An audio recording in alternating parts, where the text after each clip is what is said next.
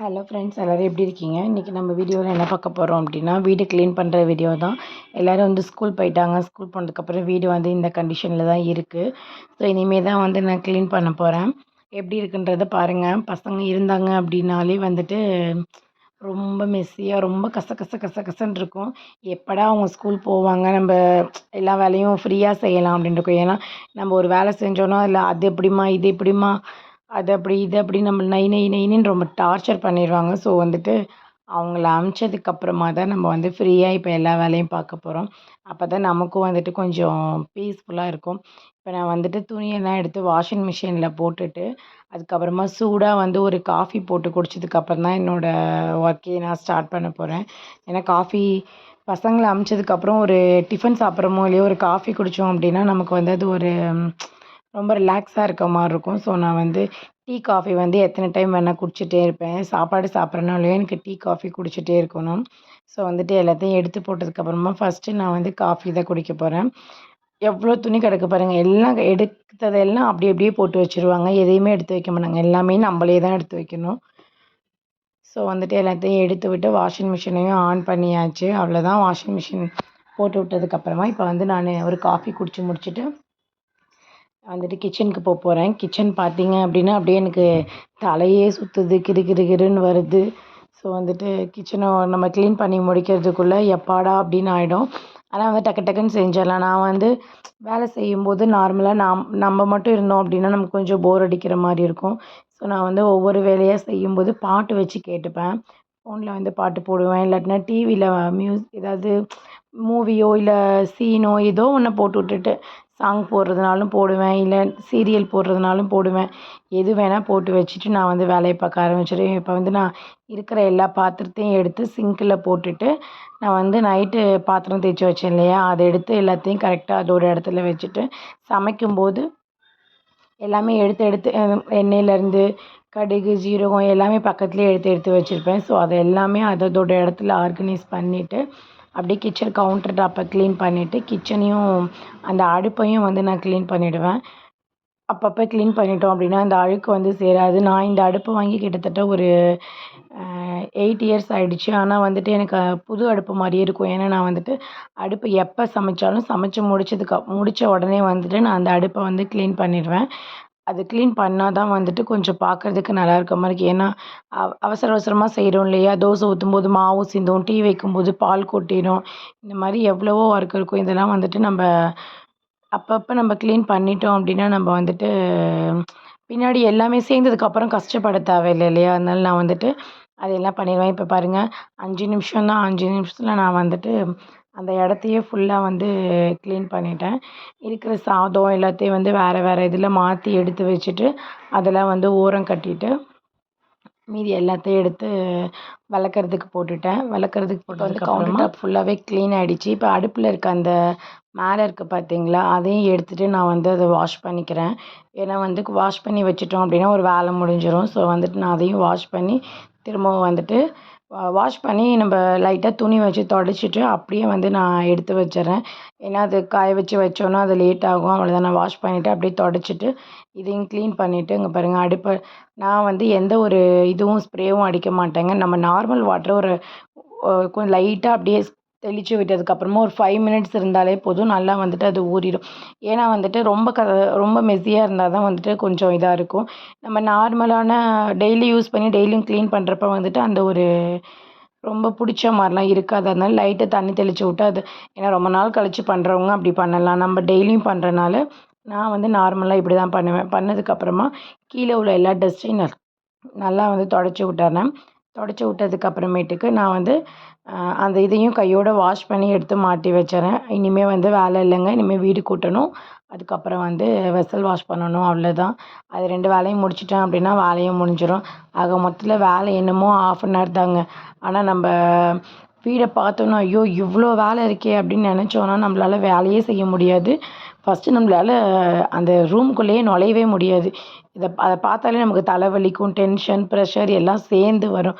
நம்ம வேலை செய்கிறதுக்கு கூட செஞ்சுருவோம். அதை மறுபடியும் க்ளீன் பண்ணுறப்ப இருக்கே அந்த ஒரு படபடப்பு, டென்ஷன் இதெல்லாம் வந்து சரி பண்ணுறதே ரொம்ப ஒரு பெரிய விஷயமா இருக்குங்க. அவ்வளோதான். இப்போ வந்துட்டு நான் எல்லாத்தையும் அடுப்பில் எடுத்து வச்சு மாட்டிடுறேன். மாட்டினதுக்கப்புறமா நெக்ஸ்ட்டு வந்து நான் வீடு கூட்ட போகிறேன். நல்லா வீட்டை க்ளீன் பண்ணி விட்டு அதே மாதிரி வீடு கூட்டும்போது வந்துட்டு 2 டேஸ்க்கு ஒன்லி மேலே ஒட்டடை அடிச்சிட்டோம் அப்படின்னா நமக்கு மொத்தமாக வந்து ஒட்டரை வந்து சேரவே சேராது. ஏன்னா வந்து நம்ம மொத்தமாக வச்சுட்டோம் அப்படின்னா அது வந்துட்டு ரொம்ப சேர்ந்துரும். நான் அப்பப்போ வந்து க்ளீன் பண்ணும்போது அப்பப்போ வந்து கூட்டி விட்டுருவேன், அவ்வளோதான். இப்போ வந்து நான் வீடு கூட்டி முடிக்க போகிறேன். வீடு கிச்சன் க்ளீன் பண்ணிவிட்டு அதுக்கப்புறமா வந்துட்டு ஹாலையும் கூட்டி விட்டுட்டு அதுக்கப்புறம் பெட் அரேஞ்ச் பண்ண வேண்டியதுதான். நீங்களும் உங்கள் வீட்டில் இந்த மாதிரி வேலை இருந்தால் எப்படி பிரித்து செய்வீங்க அப்படின்றத மறக்காமல் எனக்கு கமெண்ட்டில் சொல்லுங்கள். நான் வந்து எப்போவுமே கொஞ்சம் சோம்பேறித்தனமாக தாங்க இருப்பேன். சோம்பேறியாக இருந்தாலும் டக்குன்னு ஒரு வேலையை முடிச்சிட்டோம் அப்படின்னா நம்ம அதுக்கப்புறம் ஃப்ரீயாக இருந்துக்கலாம் அப்படின்னு நினச்சிப்பேன். போட்டிருந்து காலையிலேருந்து போட்டிருந்து ஈவினிங் செஞ்சாலும் ஆனால் ஒரு சுறுசுறுப்பாக ஒரு 1/2 அன் ஹவர்க்குள்ளே செஞ்சு முடிச்சிடணும் அப்படின்னு நினப்பேன். ஏன்னா ரொம்ப நேரம் நம்ம வந்துட்டு அதில் அப்படி இருந்துட்டோம் அப்படின்னாக்க அதை பார்த்தாலே நம்மளால் வீட்டுக்குள்ளே வரவே முடியாது. அப்புறம் நமக்கும் ஹஸ்பண்ட் வர டைமில் அது ரொம்ப கசகசன்னு இருந்துச்சுன்னா அவங்களுக்கும் அது ஒரு ப்ரெஷர் ஆகும். ஏன்னா நம்ம எல்லா வேலையும் முடிச்சிட்டோம் அப்படின்னா ஈவினிங் பசங்க வரும்போது பசங்க கூட டைம் ஸ்பெண்ட் பண்ணலாம். ஹஸ்பண்ட் வரும்போது ஹஸ்பண்ட் கூட டைம் ஸ்பெண்ட் பண்ணலாம். நம்ம வீடு இந்த இந்த மாதிரி வச்சுருந்தோம் அப்படின்னா நமக்கு ஒரு பீஸ்ஃபுல்லாக இருக்கும். இதே நம்ம கசகசன்னு வச்சுட்டு வீட்டை ரொம்ப இதாக வச்சுருந்தோம் அப்படின்னா ஹஸ்பண்ட் வீட்டுக்கு வரும்போது அவங்களுக்கும் ஒரு செம்ம டென்ஷனாக இருக்கும். செம்ம ஒரு இதாக இருக்கும். நான் இந்த வீட்டை க்ளீன் பண்ணிக்கிட்டு இப்போ வந்து நான் சமையலும் செய்ய போகிறேன். நான் வந்து இன்றைக்கி முருங்கைக்காய் சாம்பார் தான் வைக்க போகிறேன். முருங்கைக்காய் சாம்பார், ரசம் தான் வச்சுட்டு அதுக்கப்புறம் பொரியல் செய்ய போகிறேன். சிம்பிளான ஒரு லன்ச் தான் வந்து செய்ய போகிறேன். ஏன்னா பசங்களுக்கு வந்து ஸ்கூலுக்கு வந்து லன்ச் கொடுத்து விடணும். நான் வந்து இன்றைக்கி கொடுத்து விடலை. மதியமாக கொண்டு போய் கொடுத்துக்கலாம் அப்படின்னு சொல்லிட்டு நான் செஞ்சு எடுத்துகிட்டு வரேன் அப்படின்னு சொல்லி ஸ்கூல் வந்து இங்கே பக்கத்தில் தான் இருக்குது. ஸோ நான் வந்துட்டு வாக்கபிள் டிஸ்டன்ஸில் தான் இருக்குது. நான் நடந்து போய் கொடுத்துட்டு வந்துடுவேன். ஸோ வந்துட்டு நான் பொறுமையாக எல்லா வேலையும் முடிச்சுட்டு சமைச்சு முடிக்கிறதுக்கு அவங்களுக்கு வந்து 12:15க்கு லன்ச்சு. நான் அதுங்குள்ளே எல்லாமே செஞ்சு முடிச்சுட்டு கொண்டு போய் நான் கொடுத்துட்டு வந்துடுவேன். இப்போ வந்து நான் முருங்கைக்காய் தான் கட் பண்ணிகிட்டு இருந்தேன். இது வந்து நான் ஊர்லேருந்து எடுத்துகிட்டு வந்த முருங்கைக்காங்க கிட்டத்தட்ட ஒரு 1 1/2 வாரத்துக்கு மேலே ஆயிடுச்சு. ஏன்னா இங்கே காயெலாம் வந்துட்டு டக்குன்னு போய் வாங்குற அளவுக்கு பக்கத்தில் கடை கிடையாது. எதுனாலும் மார்க்கெட் தான் போகிற மாதிரி இருக்கும். ஸோ ஊர்லேருந்து காயெல்லாம் கொண்டு வந்தால் முதல்லாம் காய் இருந்தால் நிறைய வேஸ்ட் பண்ணுவேன். பக்கத்தில் எல்லாத்துக்கும் கொடுப்பேன். இப்போல்லாம் வந்து ஒரு காய் கொடுக்கறதுக்கே ரொம்ப கஷ்டமாக இருக்குது. ஐயய்யோ! காய் கொடுத்துட்டா நமக்கு நாளைக்கு போய் காய் வாங்க அவ்வளோ தூரம் போகணுமே அப்படின்னு நினச்சிட்டு யாருக்குமே வந்துட்டு காய் வந்து வேஸ்ட் பண்ணுறதுன்னு வந்து பக்கத்தில் கொடுத்தா கூட அது ஒரு யூஸ்ஃபுல்லாக இருக்கும். ஆனால் வேஸ்ட் பண்ணுறது இல்லைங்க. அதுக்கப்புறம் வந்துட்டு இப்போ சாம்பாரை கூட்டி வைக்க போகிறேன். நல்லா வந்து முருங்கைக்காயெல்லாம் அலசிட்டு அது கூட கொஞ்சமாக நான் வந்து சாம்பார் எப்போவுமே காயில் தண்ணி ஊற்றி உப்பு, மிளகாத்தூள், மஞ்சத்தூள் எல்லாம் சேர்த்து நல்லா வந்து கொதிக்க விட்டுருவேன். கொதிக்க விட்டதுக்கப்புறம் பருப்பு வேக வச்சுருக்கேன் இல்லையா, அந்த பருப்பு வேக வச்சதை வந்துட்டு நல்லா கொதி வந்து அந்த மிளகாத்தூளோட பச்சை வாசனைலாம் போனதுக்கப்புறமேட்டுக்கு தான் நான் வந்துட்டு பருப்பே ஊற்றுவேன். என்னோடய ஸ்டைலில் நான் வந்து சாம்பார் இப்படி தான் வைப்பேன். இதோட ஃபுல் வீடியோ வந்து நான் இன்னொரு ஒரு இதில் வந்து சாம்பார் ரெசிபி எப்படி செய்யணும் அப்படிங்கிறத பார்க்கலாம். எனக்கு வந்து எங்கள் அம்மா ஒரு மாதிரி சாம்பார் வைப்பாங்க. என் மாமியார் ஒரு மாதிரி சாம்பார் வைப்பாங்க. எனக்கு வந்து எங்கள் அம்மா வைக்கிற சாம்பார் பிடிக்கும். ஆனால் என் வீட்டுக்காருக்கு வந்துட்டு அவங்க அம்மா வைக்கிற சாம்பார் தான் பிடிக்கும். ஸோ அவங்க அம்மா எப்படி வைப்பாங்களோ அதே மாதிரியே நானும் இப்போ வச்சு வச்சு பழகிட்டேன். ஸோ ஆனால் எங்கள் அம்மாவோட சாம்பார், ரசம், குழம்பு, பொரியல் இது எல்லாமே நான் ரொம்ப மிஸ் பண்ணுறேன். ஏன்னா சின்ன வயசுலேருந்தே ஒரு 23 வருஷமா அதையே சாப்பிட்டு பழகிட்டோம். இப்போ திடீர்னு வந்துட்டு அவங்களோட அவங்களோட ஒரு இதுக்கு மாறுறப்போ ரொம்ப கஷ்டமா இருந்துச்சு எனக்கு. சாப்பிடவே ரொம்ப கஷ்டமா தான் இருந்துச்சு. வேறு வழி இல்லையா, செஞ்சு செஞ்சு சாப்பிட்டு இப்போ வந்து பழகிடுச்சு அப்படி. இப்போ என் பசங்களும் வந்துட்டு என்னோட சாம்பாருக்கு அடிக்ட் ஆயிட்டாங்க. என் மாமியார் ஒரு மாதிரி வச்சு, எங்கள் அம்மா ஒரு மாதிரி வச்சு, இப்போ நான் ஒரு மாதிரி வச்சு என்னோட சாம்பாருக்கு வந்து என்னோட குட்டி பசங்க வந்து ரொம்ப அடிக்டடு. ஸோ உங்களுக்கு உங்கள் பசங்க உங்களோட எந்த சாப்பாட்டுக்கு வந்து அடிக்ட்டுன்றதை என்கிட்ட சொல்லுங்கள். நான் வந்து சாம்பார் வச்சேன் அப்படின்னா என் சின்ன பையனுக்கு ரொம்ப பிடிக்கும். டெய்லியுமே கேட்பான், அம்மா இன்றைக்கி எல்லோ கலர் சாம்பாரா, எல்லோ கலர் சாம்பாரா அப்படின்னு கேட்பான். அவனுக்கு சாம்பார்னு சொல்ல தெரியாது. இன்றைக்கி எல்லோ கலர் குழம்பா, இன்றைக்கி எல்லோ கலர் குழம்பா அதை மட்டும்தான் கேட்பான். அவ்வளோதான். இப்போ வந்து குழம்பு கொதிக்கிற அந்த கேப்பில் வந்துட்டு நான் பெட்டெல்லாம் அரேஞ்ச் பண்ணி வச்சுட்டு போகிறேன். மிஷின் வந்து ஓடி முடிக்க போகுது. ஸோ மிஷினும் ஓடினதும் நான் வந்துட்டு பருப்பு சாம்பாரில் ஊற்றிட்டு அதுக்கப்புறம் போயிட்டு துணியை காய வச்சுட்டு வந்துடுவேன். அவ்வளோதாங்க. மார்னிங் ஒரு பசங்க ஸ்கூல் கிளம்புனதுக்கப்புறம் என்னோடய ஒர்க் வந்து இப்படி தான் கொஞ்சம் கொஞ்சமாக போகும். நான் வந்து இன்னும் காய் கட் பண்ணணும். ஸோ ஒவ்வொரு வேலை செய்யும்போது இதே மாதிரியே கூடவே ஒன்று ஒன்றா செஞ்சுட்ருந்தேன் அப்படின்னா எனக்கு கொஞ்சம் கஷ்டம் இல்லாமல் இருக்கும். டக்குன்னு செஞ்சு முடிச்சுட்டு பசங்களுக்கும் லஞ்ச் கொண்டு போய் கொடுத்துட்டு வந்துடுவேன். நான் பொரியல் காய் கட் பண்ணணும். அதுக்கப்புறம் வந்துட்டு சாதம் வைக்கணும். அவ்வளோதாங்க சிம்பிளா வந்து முடிஞ்சிரும். இப்ப நான் வந்து பெட்ட நீட்டா வந்து அரேஞ்ச் பண்ணிட்டேன். ஏன்னா டெய்லியும் இப்படி அரேஞ்ச் பண்ணிட்டோம் அப்படின்னா, நமக்கு ஈவினிங் நைட் வந்து நம்ம தூங்க வரும்போது கொஞ்சம் ரொம்ப ரிலாக்ஸா இருக்க மாரி இருக்கும். ஏன்னா நான் மதியமும் கொஞ்ச நேரம் வந்து கொஞ்சம் ரிலாக்ஸா இருக்கிறதுக்காக இந்த மாரி வீடியோ எடிட் பண்றது, அ வீடியோ எடுக்கிறது இந்த மாரிலாம் இங்க வந்து இந்த ரூம்ல வந்து தான் பண்ணுவேன். நான் வெளியில ஹால்ல எதுவும் பண்ண மாட்டேன். ஏன்னா ஹால் வந்து இங்க ரொம்ப ஒரு மாதிரி கசகசன்னு இருக்க மாரி இருக்கும். ஸோ வந்துட்டு என்னன்னா வெயில் ரொம்ப ஜாஸ்தியா இருக்கனால ரொம்ப உக்கரமா இருக்கும். ஸோ நான் வந்து பெட்ரூம்ல தான் எனி டைம் இருப்பேன்.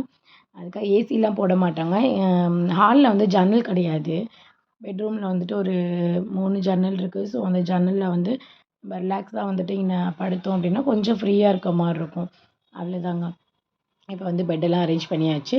தலகாணி எல்லாமே எடுத்து வச்சுட்டு, பெட்ஷீட்டையும் மடிச்சு வச்சுட்டு அது உள்ள சாம்பார் வந்து ரெடி ஆயிடுச்சான்னு போயிட்டு பார்க்கணும். அவ்வளோதாங்க. இந்த வீடியோ பிடிச்சிருந்துச்சு அப்படின்னா, லைக் பண்ணுங்க, ஷேர் பண்ணுங்க, கமெண்ட் பண்ணுங்க. நீங்க வீட்ல வேலை செய்யும்போது எந்த மாரிலாம் செய்வீங்க அப்படின்றத சொல்லுங்க. பாட்டு கேட்பீங்களா? அப்படி இல்லைன்னா உங்க ஹஸ்பண்ட் கூட பேசிட்டு இருப்பீங்களா? ஏன்னா எனக்கு வந்துட்டு என் வீட்டுக்காரர் கூட பேசிட்டே சமைக்கிறதெல்லாம் பிடிக்கும். ஆனா அவங்களுக்கு டைம் இருக்காது. டைம் இருந்தது அப்படின்னா, அவங்களும் வந்து எனக்கு வந்து சின்ன சின்ன ஹெல்ப்லாம் பண்ணுவாங்க. அவங்க பண்ணலைனாலும் நான் விடமாட்டேன். கூப்பிட்டு கூப்பிட்டு எனக்கு இந்த ஹெல்ப் பண்ணுங்க, அந்த ஹெல்ப் பண்ணுங்கன்னு சொல்லுவேன். நம்ம கேட்கறதுனால தப்பு இல்ல இல்லையா? நம்ம கேட்டோம் அப்படின்னா, நமக்கு கொஞ்சம் வேலை குறையும். அவங்களும் கொஞ்சம் நம்ம கூட டைம் ஸ்பெண்ட் பண்ண மாரி இருக்கும்.